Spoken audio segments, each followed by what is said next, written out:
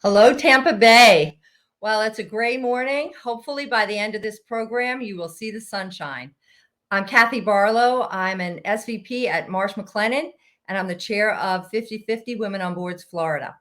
With my amazing co-chairs, Sheila Reed and Ashley Agard, we are delighted to welcome you to today's conversation on board diversity here in Tampa Bay. Together, we can lead the way to diverse and gender balanced boards. What is 50/50 Women on Boards? We're an education and advocacy campaign committed to achieving gender balance and increasing diversity on corporate boards. Last year, we celebrated our 10th anniversary. We actually met and exceeded our goal of 20% women on corporate boards. So what did we do? We increased our goal. Our new goal is to achieve gender parity and increase racial diversity on corporate boards by no later than the year 2050. And I'm very optimistic that we will achieve our new goal. So we're excited to have you join us today. And please know that you are part of a greater initiative. We are one of 30 cities that are participating around the country and around the world in these conversations on board diversity. I'm especially honored to host our important VIP keynote panel today, including very successful CEOs from our local Tampa Bay community, as well as experienced director coaches. They're going to share their perspectives on board diversity and diversity in the C-suite. So just in case you have any technical issues, don't hesitate to email events@5050wob.com during this program. Hopefully the weather won't impact your access. We have a great team sitting behind us on the technology side. So what's our agenda today?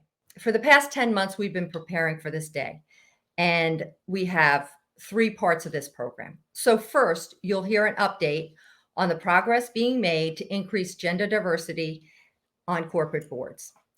Second, you'll hear from a terrific VIP panel who will share their board journeys and strategies for building inclusive boards. Third, you'll have the opportunity to participate in small group breakouts. You'll have an amazing opportunity to work with individual director coaches in small groups and network in those groups. It's your opportunity to ask questions of these experienced board directors. We have 11 of them, and we're so delighted that they took time out of their busy schedules and their board meetings to attend with us today. But you don't have to wait till this part of the program to engage. We would like you to use the chat box so you can encourage others to participate and talk about what you're learning. And remember, hashtag 5050WOB. You won't want to miss any of this. So grab your pen and paper so you can jot down some key insights. So 50/50 Women on Boards, we have hosted many amazing virtual and in-person live events, including board readiness workshops. So we hope this virtual event today meets your expectations. The individuals that I have personally met through 50/50 Women on Boards Florida and across the country are smart, talented, and passionate about ensuring that boards of our future include diverse and talented individuals. So this movement requires all of us, men, women, directors, company leaders, and community members. None of us can do this alone. So before we introduce our VIP panel, I would like to introduce you to the village that it took to create this amazing program today. First and foremost, again, thank you to my co-chairs, Sheila and Ashley. A special shout out to Megan Lawler, who works tirelessly behind the scenes, helping register sponsors and making sure that they feel right at home and their guests get registered. So thank you, Megan, so much. We couldn't do it without you, literally. I want to thank our Tampa Bay Host Committee. We had great participation this year. Thank you to Jennifer Ackart, Lisa LeGros, Christine Howard, Lisa Poissant, Olga Pina, Kelly Lefferts, Paulie Day, Jen Gudenkoff, Sally Osman. Thank you so very much, ladies. You're awesome. I want to extend a special thank you to our incredible sponsors, our global sponsors, BNY Mellon, E&Y, Bank of America, and my company, Marsh McLennan. Thank you so much for supporting me and for supporting this organization.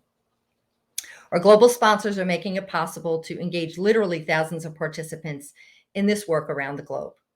Our Tampa Bay sponsors are amazing. We've had sponsors with us from the very beginning, including Raymond James, Ultimate Medical Academy, Mosaic, KPMG, Well-Built, Ogletree Deacons, Pods, Fisher Phillips, and Ford Harrison. Thank you all so very much for your support. We couldn't do it without you. So why is diversity on boards important? We all know that it's the right thing to do, but let's delve into the reasons a little more. We're proud that 80% of our funds raised by these sort of events go towards supporting critical research, educational programs, and public awareness campaigns to increase boardroom diversity. Our impressive VIP panelists and our experienced board director coaches who'll be leading the breakouts, of course, understand the importance of gender diversity on boards. But why is it a good thing beyond being the right thing to do? Well, first, the data shows that diverse companies with diverse boards actually perform financially better. So it makes financial sense to have diverse boards. Second, companies have many stakeholders: customers, employees, shareholders, investors, communities. Each of these stakeholders have different diverse viewpoints that should be represented in the boardroom. Third, diversity in every sense, whether it's gender, race, sexual orientation, or just diversity of thought, all work to promote better ideas and improve decision-making. To surface the best ideas, boards need diverse voices. These are the kind of topics that we're going to speak about today. Your support and engagement reinforces the strength and commitment of our Tampa Bay community. So let's get going. To set the stage, please help me in welcoming Stephanie Sonnabend. Stephanie is one of the co-founders of 50/50 Women on Boards, and she is the chair of the board of directors. Stephanie, welcome. Thank you, Kathy. And I'm delighted to be with you here today. I want to express my thanks to the co-chairs, leadership committee, sponsors, and all of you who are attending today or listening later to this recording. I live in Longboat Key, which is a barrier island off the coast of Sarasota, so just about an hour from Tampa. So I'm especially pleased to be participating in my local event. I have the privilege of sharing the stats with you today. Quarterly and annually, 50/50 Women on Boards uses the data provided by our partner Equilar to release our Gender Diversity Index, where we analyze the percentage of women on boards nationwide by state and sector. We also report on the percentage of women selected for new board seats, and based on those who self-identify, we report on the race and ethnicity of all directors. Let's look at the year-over-year progress nationally and in Florida. We're happy to report that nationally, women now hold 25.6% of the Russell 3000 Index company boards, a 3 percentage point increase since last year, and the most significant year-over-year increase over the previous 5 years. We're at the halfway mark to women holding 50% of the corporate board seats. To put this progress in perspective, when we started the campaign in 2010, the percentage of women was 10.6%. It grew to 16% by 2017 and 20% by 2019. In Florida, women hold 22% of the Russell 3000 company board seats, a 2.3 percentage point increase from last year. So Florida is below average and not improving as quickly as other states.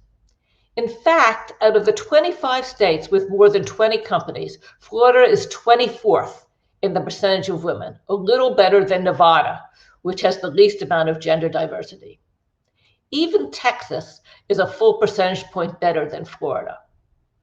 So as a fellow Floridian, I urge us all to do what we can so Florida improves and becomes a leader in both gender and racial diversity on corporate boards. We rank Russell 3000 company boards as gender balanced, 3+ boards with 3 or more women, and then 2 women, 1 woman, and 0 women on corporate boards. And as of second quarter 2021, 215 out of the 2,987, or 7% of the Russell 3000 companies had gender balanced boards. In comparison to 2020, where only 5% of corporate boards were gender balanced. Likewise, companies with 3+ on their boards have increased, and companies with 2, 1, and 0 women have decreased. So we're moving the needle in the right direction. In Florida, 4 out of 109 companies, or 4%, are gender balanced. 3+ companies have increased, and companies with 1 and 0 women have decreased. So Florida, too, is also moving in the right direction. For all companies to be gender balanced in Florida, company boards will need to add between 239 and 425 women, depending on whether a woman replaces a man or a seat is added. There is ample opportunity for women to join boards. In addition to advocating for gender balance on boards, our mission to ensure boards are diverse and that women of color hold at least 20% of all board seats. But we have a ways to go. Out of the total directors who serve on publicly traded boards, only 17% self-report their race and ethnicity. And of that, 12% of directors are people of color, which breaks down to 4.5% women and 7.4% men, which is extremely low. Furthermore, the percentage of people of color by race and ethnicity on boards is even more sparse. If this chart is hard to read, it's because the percentages are dismally low. We can do better here, especially here in Florida, which is a very diverse state. What is encouraging is that of the 1,450 women and 2,075 men who joined a Russell 3000 board in the past year, 25% are reported to be people of color, which breaks down to 12% women and 13% men. Our goal is to have, again, 20% women of color on corporate boards. So please join me in achieving that goal as well. At 50/50 Women on Boards, we call for companies to be intentional when searching for diverse board candidates outside of their networks. We encourage board directors to be also self-identify by claiming or creating their Equilar Board Edge profile to assess better and develop solutions for underrepresented groups. So if you are a director, or please go to Equilar's website and identify your race and ethnicity. And likewise, men and women in seats of power need to serve as allies and advocates for women. These results are far from our goal of women of color, including 20% of the corporate board seats, and our goal of women holding 50% of board seats, which is why the conversations we are hosting and the educational training and impactful interactive programs offered by 50/50 Women Boards are essential in generating further also awareness, education, and collaboration. This year in December, we're running one more session of Path to the Boardroom for mid-career women and one additional Get on Board workshop for board-ready women. Next year, we're revamping our programs to offer more options for early, mid-career, and senior women. So check back with our new offerings in 2022. So let me turn the conversation back to Sheila to introduce our VIP panel. Hello, everyone. Thank you, Kathy, and thank you, Stephanie. Let's always let the data keep us true to our mission and drive in the right direction. I'm delighted to be here this morning to kick off the second part of our program, the VIP panel discussion. We're really fortunate, and I'm certainly honored to have the opportunity to welcome our three panelists and our amazing moderator that will carry us through the next session of our meeting. So I welcome Gordon Johnson. Gordon is the president of Highway Safety Devices. Welcome, Gordon. Kathy Marinello, president and CEO of PAWS. Welcome, Kathy. And Jacques O'Rourke, president and CEO of the Mosaic Company. Welcome, Jacques. This is great discussion. We will be moderated by Ann Gates. Ann has quite an impressive background as well. Previous president of MGA Entertainment and executive vice president of the Walt Disney Consumer Products. Ann herself is an accomplished corporate board director. Among her board roles, Ann currently serves as the chair and audit committee of Kroger, Tapestry Incorporated, and the Cynosure. and member of the Audit and Risk Committee and Raymond James Financial. And I believe you have this in great hands, so take it from here. Great. Thank you so much, Sheila. It's so great to be able to see the progress that the Women on Boards organization has made. The progress has been phenomenal, as these charts show you, but we clearly have a way to go. So it's very exciting for me to be able to have this panel, a group of distinguished corporate executives to really talk about how we're going to continue to make progress going forward. So I'm going to jump right into the conversation. And the first part I'm going to start on is, how do you assemble a well-functioning, diverse board? And as we all know, the theme today is leading the way to diverse and gender balanced boards. And this group here is clearly leading the way with the boards that they serve on. So I think it would be really helpful for the audience to be able to hear from you how you practice, what best practices you use, what strategies you use in terms of building a diverse and well-functioning board. And Kathy, I'd like to go ahead and start with you. Glad to be here today. Well, there's multiple answers to that, and I have a fairly broad board background. One of the challenges you have in driving diversity is boards like to stay at a certain number of directors. And if you're coming in, or if you're coming into a company as a chair and a CEO and the board's already established, you have to ask somebody off the board, if there isn't diversity, to start driving diversity. And everybody here knows that is one of the most painful things to do. And you have to have a reason. So the boards are somewhat stuck with a slow pace around this, unless you're just IPOing a company and starting up a board. And recently I was asked to be chair of a board that was being spun off of a company called Cynics. It's a 250,000 person call center company. And the CEO that was running that company reached out to me for two reasons. I have a background in the business, have run a company in that space. In fact, their company acquired after I left. The second piece is he wanted a predominantly female board. He wanted a diverse board. So the key there is the people who are in control, the CEOs or the chair, they're really going to determine how diverse the board is, their drive. And as a woman, you can have a voice asking for diversity, but the reality is there's still a nom and gov committee, and whoever controls that has to care and be focused on it. So I'm proud to say on that board, we are clearly the majority. I think we're 70% female. We do have an African-American female on the board, and there are three men, one Asian and two white males, the CEO and one of the directors that came from Cynics. So, I mean, that's a classic example of how you can make a huge impact, but it really is the people in control that do that.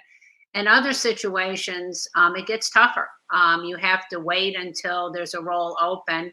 But then I think boards should be knowing the lack of diversity every time a role is open. There are clearly competent women and minorities that can apply and fulfill these roles. And I think the boards have to demand and only accept a minority or diverse candidate. Great, very helpful. Gordon, it'd be great to hear your thoughts on this as well. Yes, Ann, thank you. And good to be with everyone today. I do sit on one of those and actually chair a nom and comp committee at Raymond James. So Kathy was right on point, is that it does start at the very top. The leadership of the organization has to be committed to diversity. And you'll see that as you look in the organization downstream. You'll see initiatives, organizations inside those companies that support affinity groups that are linked together. You'll see it in performance assessments. You'll see it in the requirements of the senior managers to take diversity into account in their hiring decisions. So that corporate drive, if you will, starts deep into the organization, and it works its way back up into the boardroom. And so once it can get to there, then the task becomes, as Kathy said, sort of time driven. Is that the board will look at this, and all boards set sort of priorities in terms of what they need, starting with skill sets. And skill sets, that's the most important thing that a board has to start with. But then the next is in the diversity.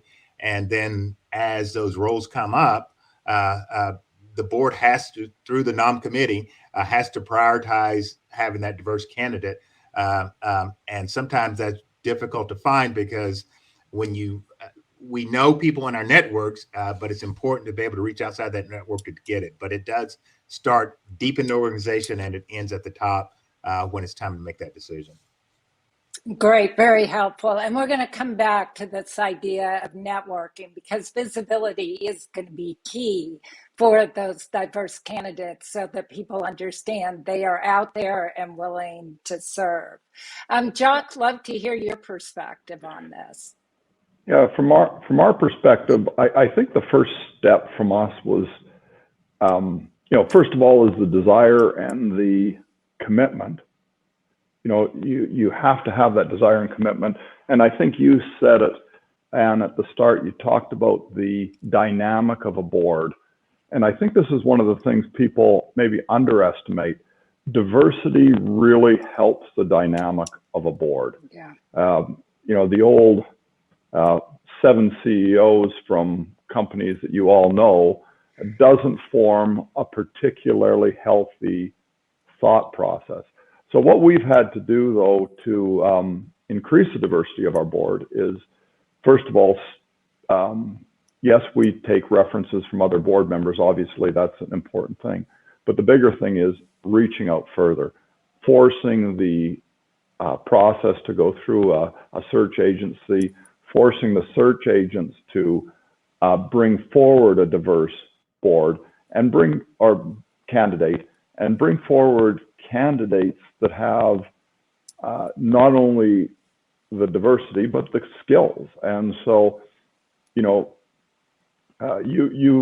have to really pressure all pieces of it to get that done. And another piece that was just brought up here that I think is critically important, and this is something companies have to do, and Gordon, you said it, but you've got to reach into companies and start promoting and developing more diverse executives.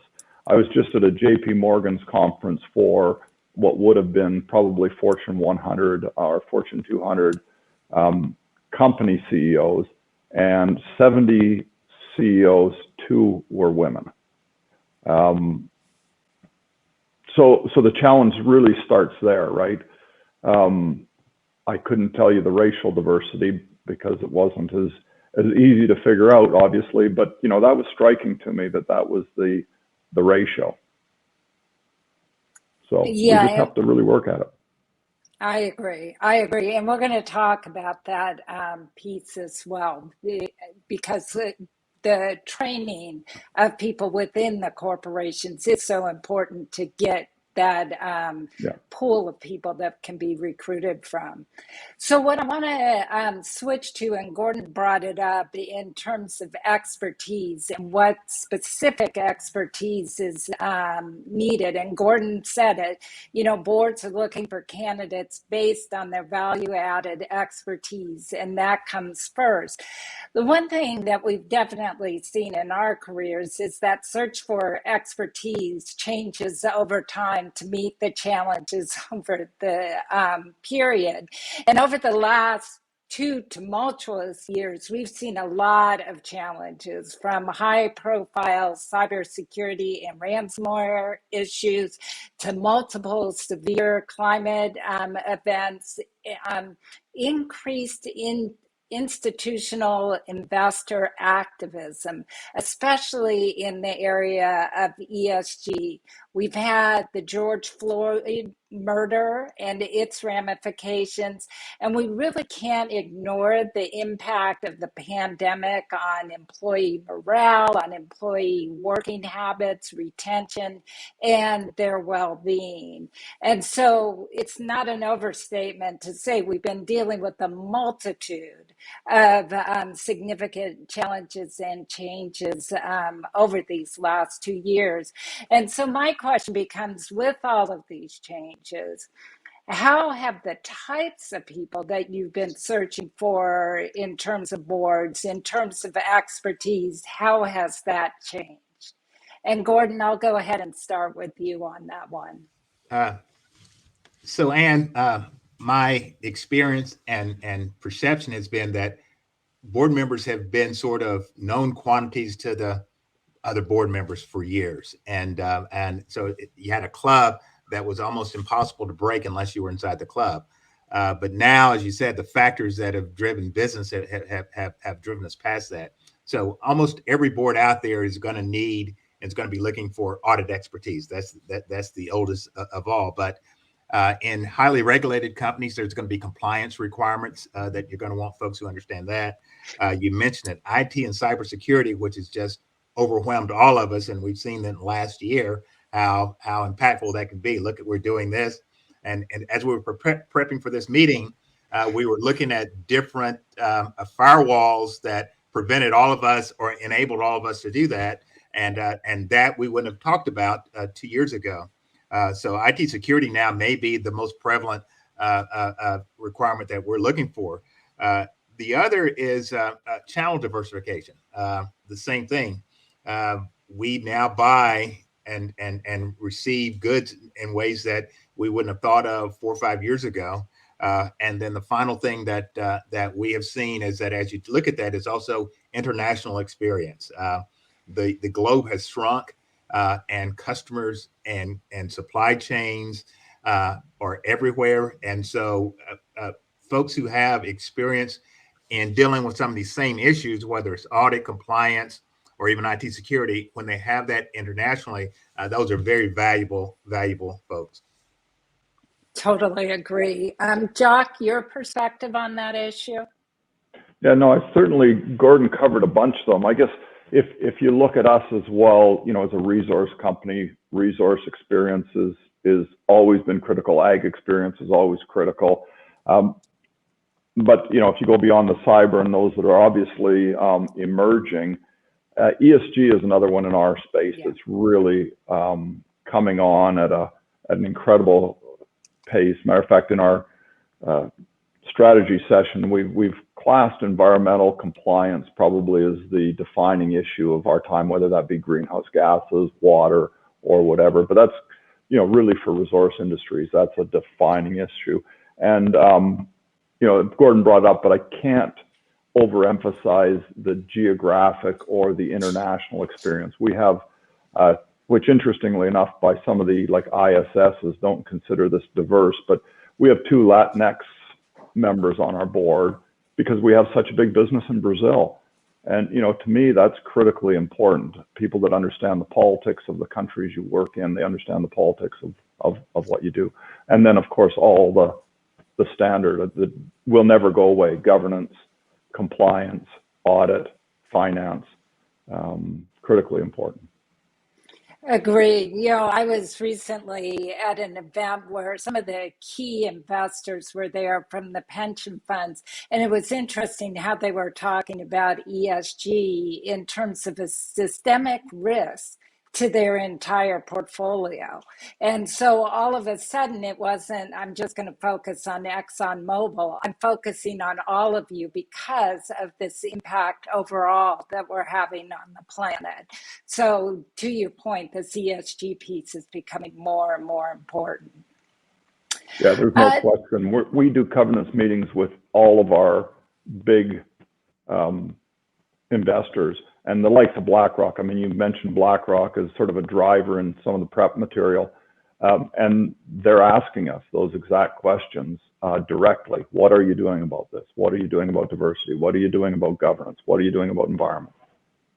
Yeah, for sure. The next thing I wanted to turn to was, I think Gordon brought this up first, was this issue of visibility. And, as we know, one of the keys of getting on a board is making sure that people can actually find you when, to Kathy's point, those seats come up so rarely. And I'd love to get a perspective from you all in terms of how can we help business women become better networked and more visible so they are top of mind when a board opening does come up. And Kathy, I'd love it if you'd take this one first, please. It's my I feel sometimes like I cheated. My first board was a Fortune 5 board. It was General Motors. And that came about due to a business relationship between myself and the chairman and CEO of the company. And we kind of bonded over a few years of working together. And when I left GE, where you couldn't sit on boards, I got the call. And he was the first one to call and congratulate. And the second thing was, will you be on our board? So that doesn't feel fair to share that example even. However, but it does kind of speak to how it happens. In all the business relationships you have, if you hit it out of the park, you form a good relationship with the person. And they see that. They see you're doing a great job. They see that you're easy to work with. They see that you're intelligent, you're strategic, you're, fairly balanced. And you don't wear the whole diversity thing on your sleeve. You just perform. It happens. So I think there is some merit to that. The second call I got pretty immediately was I was on the Minnesota Business Roundtable. And the second call was from the chairman and CEO of Ecolab. And it was from my dealings with him on that business roundtable in the community. And so I think that's another area that maybe is more fair to talk about. If there are roundtables in business organizations in the community, and even, I was also the lead from that organization on the mentoring partnership locally. That also connected me in. So I think we have to be honest that women, sorry guys, don't be offended, but we do bear the burden of most of the child rearing, the household. It's rare that I talk to somebody that's a woman that says, no, it's 50-50. And that's part of our problem too. We don't want to let go of control. So, we bring it on ourselves in some ways, but the reality is we don't have time to play golf, generally speaking. We don't have time for a lot of the social events, and a lot of the social events we actually don't get invited to. So I think it's seeking out other areas that you feel comfortable, that, you have the time for, fit into, your schedule. Another one would be alumni organizations. If you join that organization, you're going to connect in with professionals. And whatever you do, be active. I mean, if you're just sitting in the background and then you reach out and say to somebody, hey, will you help me get on a board? They're going to look at you like you're crazy. Like, I don't know you. Why would I, put you on a board? So I think whatever you do, if you do it engaged and with a passion and focus, that's going to help you make those connections. And then finally, make sure you find out in the larger companies, Russell Reynolds, Heidrick and Struggles, Korn Ferry, who does control the board seats, and always in those organizations, there's 3 or 4 people that companies go to and say, I'm doing a search. And I've seen it consistently over the years. So make sure you get a connection in there, connect in with that person, share your resume. And, that's probably 4 different ways I think you can actively, be visible without just walking. It's kind of tacky just walking around handing out your resume to people you barely know. So I'd be cautious about that. Very helpful advice. And you're so right on the women not always getting invited to the entertainment pieces. There was a classic when I was working in London, and the entire office was invited with our joint venture partner to go to the boxing club. And the only catch was I was the only woman in the office, and no women were allowed in the boxing club. So it was very interesting to watch everybody walk out the door because I wasn't allowed in. So definitely, those are the types of barriers we have to get past. Jock, I'd love your perspectives on this as well. Well, there are precious few. I'll start by saying there's precious few clubs now that anybody accepts that don't allow women. So I hope that is well, not that I would want to go to a boxing club anyway, but I hope that's a relic of the past. Whoops, I just went unfocused there for a second. Look, I think Kathy said a lot of it, and we talk about the idea that you want to extend the search, but who you know and that recommendation is critically important. But the thing I'd say for those people trying to get on boards, the other piece is, what am I offering to the board? So what are the skills? What is the unique thing that I bring that adds real value? One of my executives just got on, or not just got on, a few years ago, but it was through a friend of mine. And he said he was looking for a board member, and I said, look, I have the perfect person for you. And so you still need those connections, but she might not have had that connection had I not had that connection. The other piece is, I've sent some of our executives to, either put them through their MBA, and, in places like Chicago and Northwestern and some of those schools, or a Harvard advanced management program. And I've said to them going in, use this to make connections. You don't have to get straight A's. This is about reflection. It's about what you're going to learn from other people. And I must say the ones that I've done it sometimes have gone, I'm going to go in there and get straight A's. And it just doesn't matter. That's not what you're there for. So, use those opportunities to network. When you meet somebody, follow it up. Because, I'm only allowed to be on one board, and the one board I'm on is because a colleague I knew said, hey, here's the person that should be on your board. This guy's got this international experience that's, can really, so you still need that. Oh, very good advice. I want to change now to women of color. Those statistics we saw showed that, women of color are still very much lacking on boards. And I was shocked, though I shouldn't have been, when I was appointed to the chair of the Tapestry Board.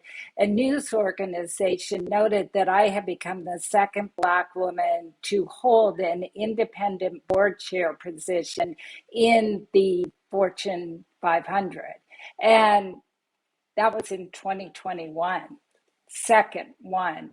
So a lot of progress still needs to be made. And I'd love to get your all's perspective on how we ensure that we are intentionally, and I know a lot of this is going to refer back to what we've talked to about women, but intentionally looking for racially and ethnically diverse board members that do have the necessary expertise. And if there is any other advice that you would want to offer people of color as they advance in the pipeline?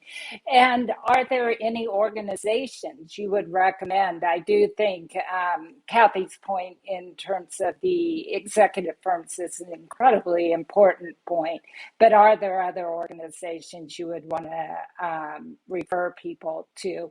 And Chuck, I'm going to go right back to you and get your thoughts on that.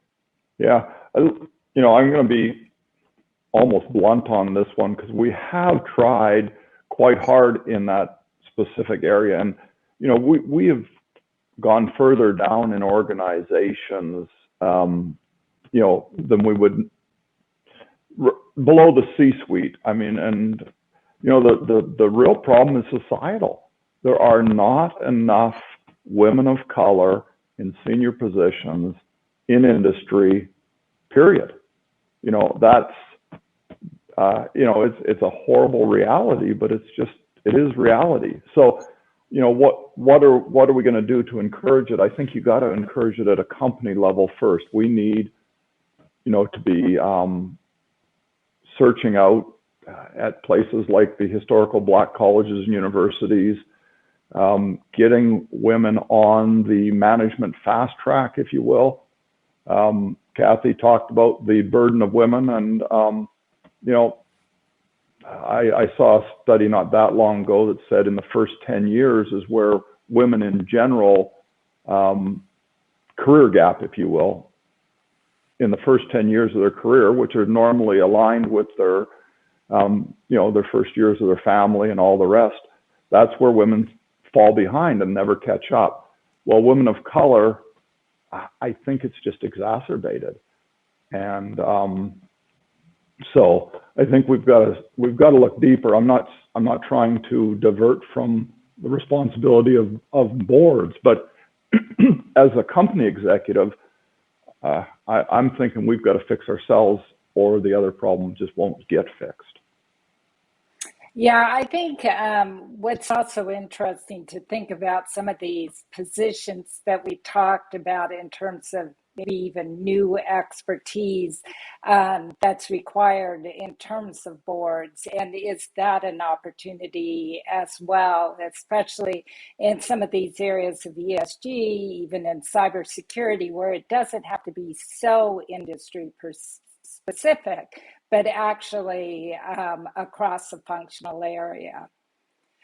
Kathy, your thoughts on that? Yeah, I have to take a breath for a second. I'm pretty passionate about this. People who know me will understand that. Look, I was at a meeting with the chair, the CFO of GE at one point, and they talked about, the reason why women, aren't getting ahead and dropping out, on and on. And I finally said, and are they willing to do the hard work and make the sacrifices? And, my person sitting next to me held me back and said, don't go there. I said, can't help it. Go in there. I said, so I asked the CFO of the company, have you ever given birth on the third leg of a business trip? And he said, Kathy, I'm sure there's a reason you're asking me this question, but why are you asking me that? And if you had to know this guy, he was a real curmudgeon. I said, well, Dennis, I did. And I was working, and I gave birth on to my third child on the third leg of a business trip. Every woman at this round table right now has had to do something, maybe not as dramatic, but very similar things, work 10 times as hard. The problem is we look up and we don't see a reason to keep going because there are no women above us. So why would you keep training a male counterpart to go do the job? I don't think the challenge is that women can't take, the childbirth and the child raising at the same time they're working. What happens is no men reach out and bring those women up into the senior roles because they have a lot of assumptions about what they can and can't do. And I've seen time and time and time again in every company that I've worked in. And so, in that same conversation, the women in that room said, this is not about us. This is about you guys. In that company at the time, all the large companies were run by men, no women. And in their organizations, the women were one or two that did the general counsel or the CFO jobs. So unless the men put the women in positions of power, it's not going to happen, those feeder roles. And so when it comes to the director roles, I can tell you, I just went through a search to form a board. It was not that hard to find a very talented African-American female for the board. So I think it's a matter of the boards, the nom and gov committees, you got to do the work because they are out there. I just formed a bunch of people in my organization. I have a very diverse group of people. I will tell you recently at a board meeting and a comm committee meeting, when we shared on how much we were driving diversity, one of the directors said, are you sure you're getting the talent as you're getting the diversity? And I had to calm down and say, there are as many talented, we don't have, I guess the point I'm trying to make, we have to be careful about somebody has to be special to get that role, because white males don't have to be special or do anything special. So I think that's a perception that we at the senior levels, CEO levels, and even women can't carry. That there is nothing, that we shouldn't require more of diverse people than we require of non-diverse people. So sorry about the length of that, but I'm clearly passionate. And also, I think you beat me. My favorite was with my third child. I was 4 hours after a cesarean and got a call from one of my staff members because he really wanted another VP position that was reporting to me. It's like, I don't think anybody else has to deal with this while they're sitting there recuperating from major But we will. surgery. But we will. And think of how talented we are to have done all of that while, having to fight the battles and say, take a lot. It takes confidence. It takes, dealing with a lot of no's and hanging in there. Yeah. Gordon, love to get your thoughts on this one. You're laughing, Gordon. Kathy knows how to drop the mic, doesn't she? And I will say this, I have not had a baby either en route or not route. I don't know about you, Jock, but I yield that totally. My perspective on this is sort of similar. Compliance comes first and then acceptance later.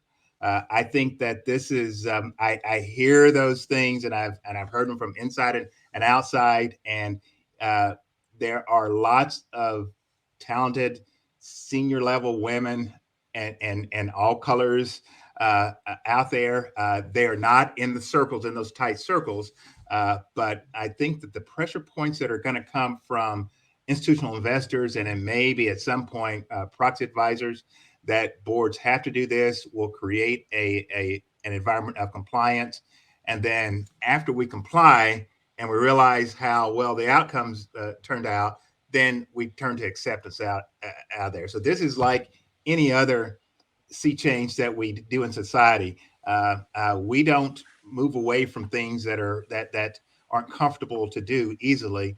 We're compelled to do it, and then after we are compelled, we comply, and after we comply, suddenly we're geniuses because we've done it. So I think that the pressure points that are coming on boards, and I will say today, I don't know that there's any public board that's not feeling the need to look at their diversity on their board, and I would think that if they haven't done it, they're going to do it soon. But their succession planning for their board has to have a diversity element in it that wouldn't have existed, I would say, maybe you folks would 5 or 6 years ago even. Yeah, well said, Gordon. Well said. I taught compliance, and then they'll be thinking they're brilliant.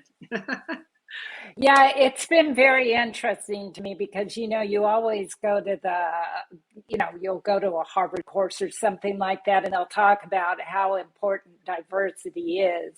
And, you think, and it's always from the conceptual piece. And so it's a little hard to think about it in practice.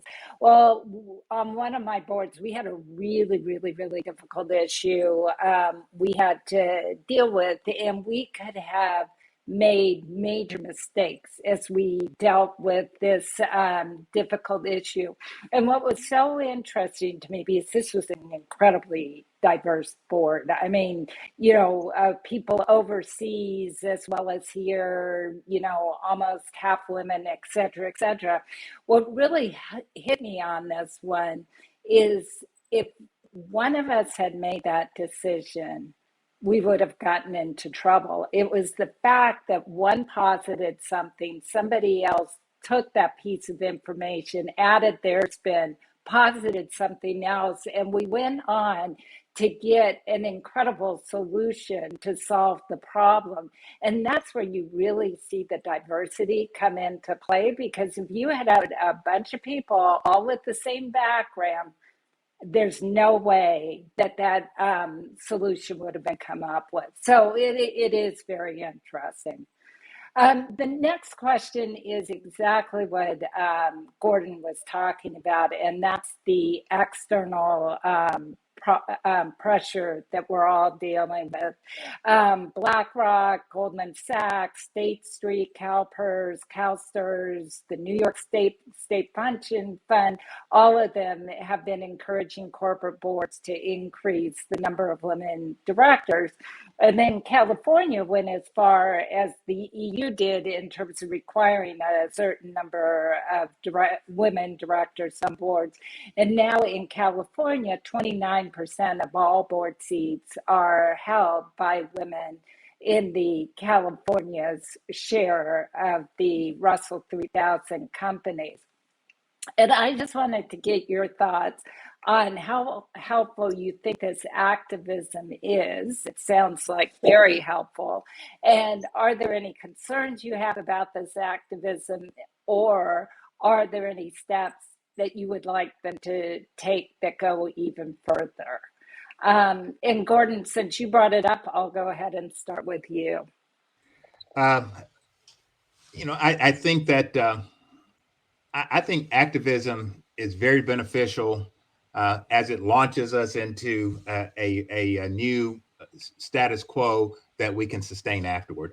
If we could do it without activism, it would have already been done. And I think those measures help.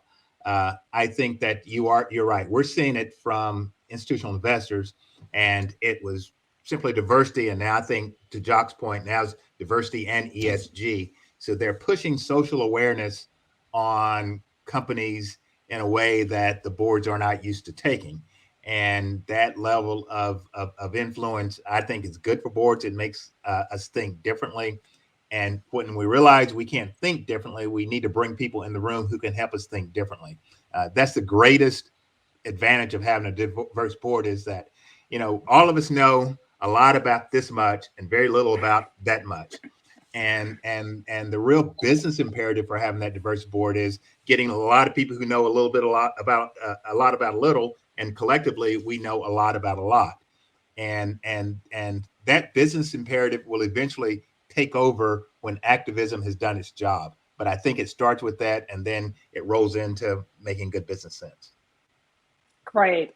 Kathy, your thoughts on that?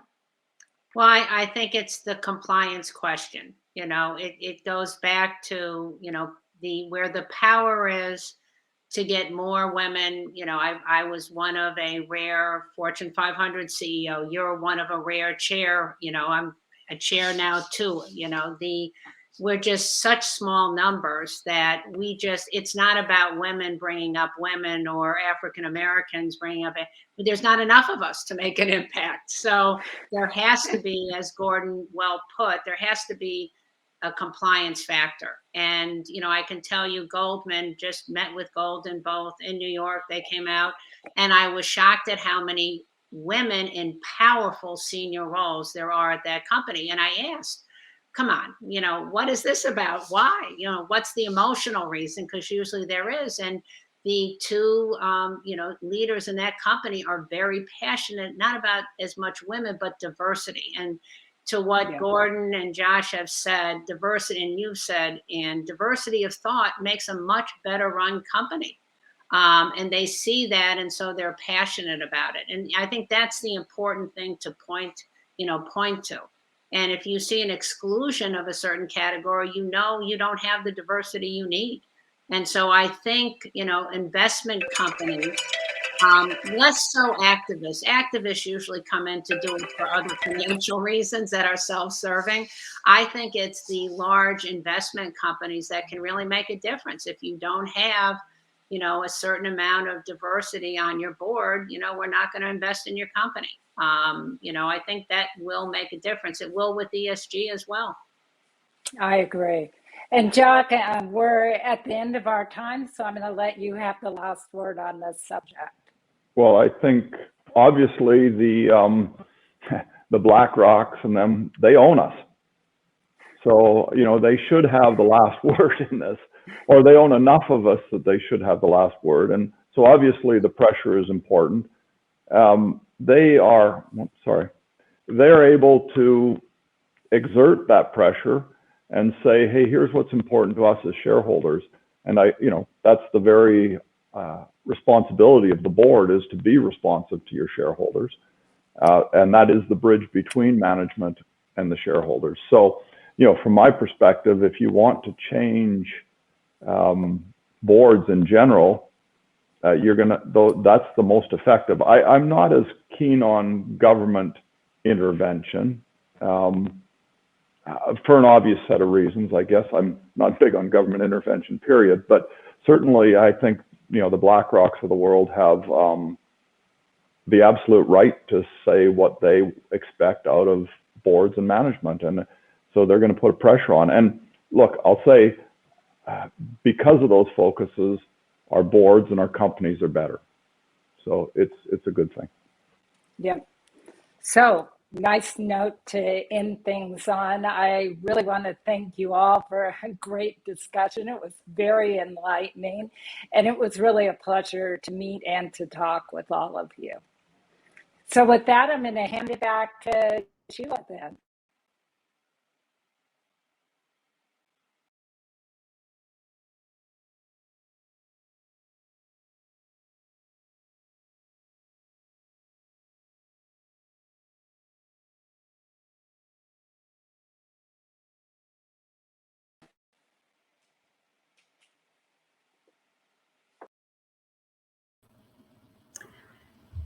Thanks so much for this panel. I think we have a little bit of a technical there with Sheila's sound. Hopefully everybody can hear me, but what an amazing and inspiring panel we just had. Thank you, Jock and Kathy. Thank you, Anne, for moderating. Thank you, Gordon. There were just so many insights, and I can tell you, those of us backstage, we've been sharing all kinds of insights as we've gone through this. I was particularly struck by the richness of the conversation around advancing diversity, right? So we brought that in this year. And I think the panelists really illuminated a couple of key nuances that I certainly jotted down myself. One is just how inextricably linked the commitment from the top level leadership within an organization is, and operationalizing the advancement of diversity, equity, and inclusion is, how inextricably linked that is to the board diversity and sort of that nuance there. I also love Gordon, how Gordon brought up, and then Kathy, you chimed in on this, talking about it's compliance first and acceptance second. And it just really struck me, as someone that works in this space, as something to take away. I suspect all of our participants have pages and pages of notes, but just really, really a great panel. Thank you, Jock. Thank you, Kathy. Thank you, Gordon. Thank you, Anne, for moderating. With that, I'm going to turn it back to Kathy. Well, that was a great panel. Really appreciate it. Thank you, Ashley. Our panelists offered some great insights that we'll be actually building on in our next two upcoming educational events that are targeted at mid to senior level career professionals looking to pursue board positions. Our Path to the Boardroom on December 14th and our Get On Board workshop the week of December 6th. Please check out the 50/50 Women on Board website for more information. So, having chaired this event for 4 years now and witnessed firsthand the growth and awareness of how critical board diversity is and the action boards are taking, collectively, we are making a difference, right? But as we heard the panel say, making a difference doesn't happen on its own. It takes truly a village. Just like it took this program today, takes a small army of sponsors and volunteers to bring this opportunity to you. So thank you again to our local sponsors. We are so fortunate to have the most impressive companies that were eager to support and be a part of Florida's conversation. And again, thank you to the ladies that really stepped up. Ashley, Megan, Sheila, you're rock stars. We couldn't do it without you. And finally, to everyone in the audience, we need you. You need to join our committee. Get involved. Link in with us. Connect with us as co-chairs on Tampa Bay at 5050womenonboards.com. Engage with us by signing up for a newsletter. Just get involved. We have a great, very active group here in Tampa Bay. So don't let the opportunity pass you by. Put it on your calendar now. Don't let another year and next year's event. There's much work to be done before then. So now it's time to transition to the second half of the program. Ashley Agard, who is an executive coach and partner with the Clarion Group. She's going to give us all the details. Great. Ashley? Thanks, Kathy. And we're excited to move into the second part of our program today. In just a few minutes, we're going to give each of you the opportunity to join a small group discussion that really is designed to help you and along your board service journey. We're really excited today about our group of board director coaches who have graciously volunteered their time and their energy to share their expertise, their board journey with you. And I know every one of them, and through the show, we've been talking to some of them, are anxiously awaiting your arrival. You know, our goal with designing the breakouts was really twofold. One, it was to give you each the chance to interact in a more personal setting with the board director coach. And it's also to give you the opportunity to network and maybe make a new friend or two. So we encourage you to use the chat and to share information. And we hope you'll make some new professional friends. When we were designing the breakouts, we wanted to create options that let each participant find the discussion that would be most relevant to him or to her. You know, for some of you, you've joined your first board and you just want to talk with some more experienced board members about how do you curate that journey, right, in board. Some of you are just a few years away from getting on a board, and others of you are thinking, gosh, somewhere in the future, it'd be great to be on a board. We also have a lot of folks this year that said, look, I'm really particularly interested in how do we, as we just heard on the panel, advance real diversity, equity, and inclusion on boards. So this is going to be your chance to jump into the dialogue, roll your sleeves up, and have some good discussion. Now, it is really my pleasure to introduce our board director coaches. This year in Tampa Bay, we have 11 board director coaches. I could go on and on about how terrific they are. Many of them are returning from last year, but let me just do a huge shout out to their willingness to jump in and be with us today. So thank you, board director coaches. Now it's your opportunity to move. And in just a minute, you're going to be moving forward into your breakouts. Moving into your breakouts is really easy. Your coaches are already in your breakout rooms. They're anxiously awaiting and they're looking forward to some really great discussion. All you need to do to enter your breakout room is to look to the left of your screen in your agenda. When you came into Event Mobi, you should see My Agenda. It's how you came into this VIP panel. Click on your breakout. When you click into your breakout, it's going to take you into a Zoom room. You don't have to do anything. All you have to do is click Join Now, right? So it should be easy. However, right, because technology is what technology is, if you have any issues, any concerns, any problems accessing your breakout room, you can go to the Help Center. You'll see a link to the Help Center in the bottom lower left of your Event Mobi screen. Or you can just jump on your email and email events, EVENTS, at 5050wob.com. Okay, and whole team of folks standing by ready to help. So, is everybody ready? Let's get going. I hope everyone's really has a great breakout, ready to share, jump in, learn, and connect. And we'll look forward to seeing you in the breakouts.